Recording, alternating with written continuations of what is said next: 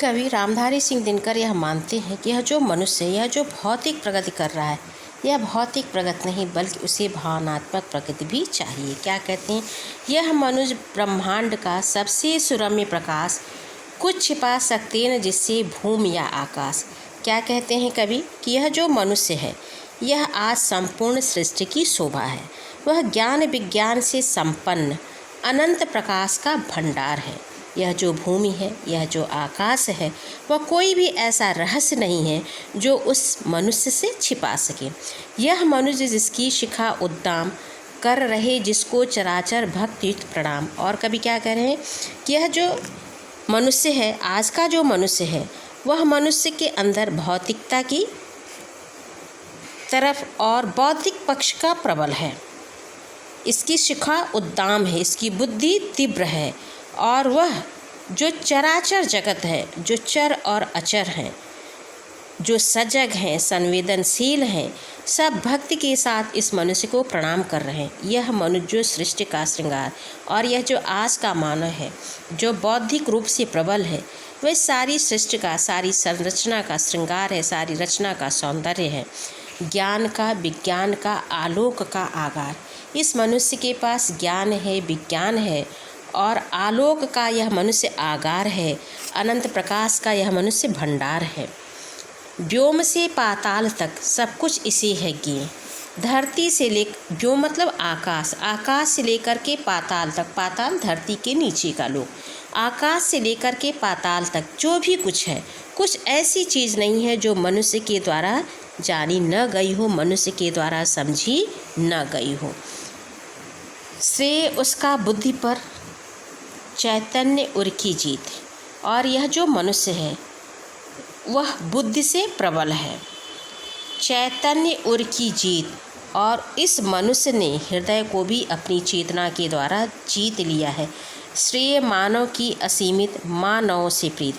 यह जो आज का मनुष्य है, यह मानव धर्म, मनुष्यता, मनुष्य के प्रति प्रेम ही क्या है? सच्चा प्रेम है। एक नर से दूसरे के बीच का व्यवधान तोड़ दे जो, बस वही ज्ञानी, वही विद्वान और मानव भी वही।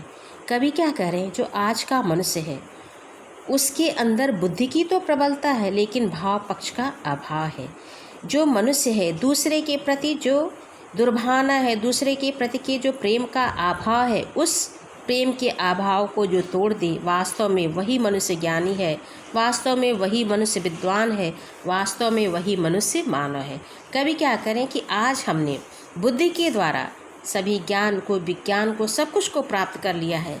आकाश से लेकर के पाताल तक सारी चीज़ें हमें मालूम है, लेकिन आज का मनुष्य जो है, दूसरे मनुष्य के प्रति प्रेम की भावना, सौहार्द की भावना, उसकी कमी है। और जो मनुष्य दूसरे मनुष्य से प्रेम करे, दूसरे मनुष्य के लिए अपनी सहानुभूति रखे, वही वास्तव में ज्ञानी है, वही वास्तव में विद्वान है और वही वास्तव में मानव कहलाने के योग्य है।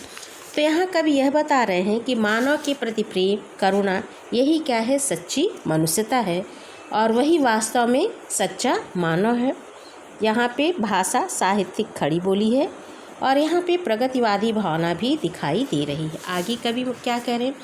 सावधान मनुष्य, यदि विज्ञान है तलवार तो इसे दे फेंक, तजकर मोह स्मृति के पार। कवि यहाँ पे कह रहे हैं कि यह जो विज्ञान है, यह क्या है? विनाशकारी है।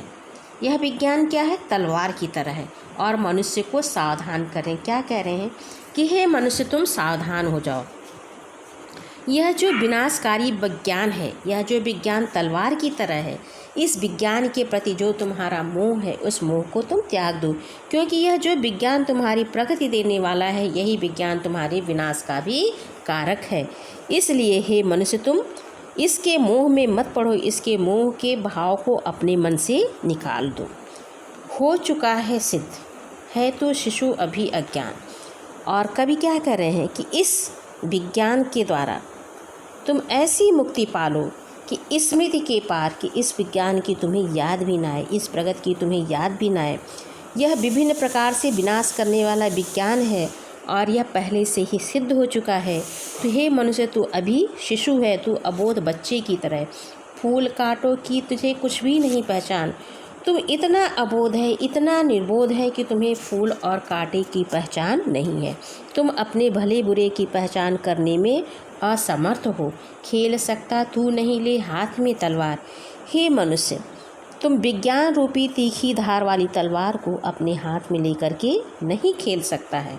काट ले का अंग तीखी है बड़ी यह धार, क्योंकि यदि तुम इस विज्ञान का विभिन्न प्रकार से प्रयोग करोगे तो यह विज्ञान जो है, यह जो तीखी तलवार है, यह तीखी तलवार किसी न किसी अंग को तुम्हारी काट देगी। यह बहुत ही तीक्ष्ण है।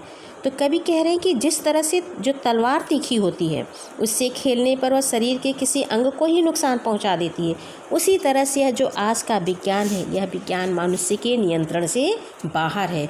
उस विज्ञान से हमें दूर रहना होगा, क्योंकि यह विज्ञान की प्रगति विध्वंसकारी है। इस विज्ञान को त्याग देने में ही हमारी भलाई है। तो यहाँ पे कवि ने विनाशकारी विज्ञान से मोह त्यागने की बात कही है, और कवि का यह मानना है कि यह विज्ञान का जो विध्वंस है मनुष्य के नियंत्रण से परे है। भाषा खड़ी बोली है और अनुप्रास रूपक अलंकारों का कवि ने प्रयोग किया है। तो यह रामधारी सिंह दिनकर के कुरुक्षेत्र काव्य से लिया गया है। यहाँ पर यह पूर्ण होता है, और यहाँ पे कवि ने यह बताया है कि हमें अपने भौतिक प्रगति को नहीं बल्कि अपने भाव पक्ष को भी प्रबल करना होगा। मानव को मानव से प्रेम करना होगा, तभी वास्तव में हमारी वह सच्ची प्रगति है, वह हमारा सच्चा विकास है।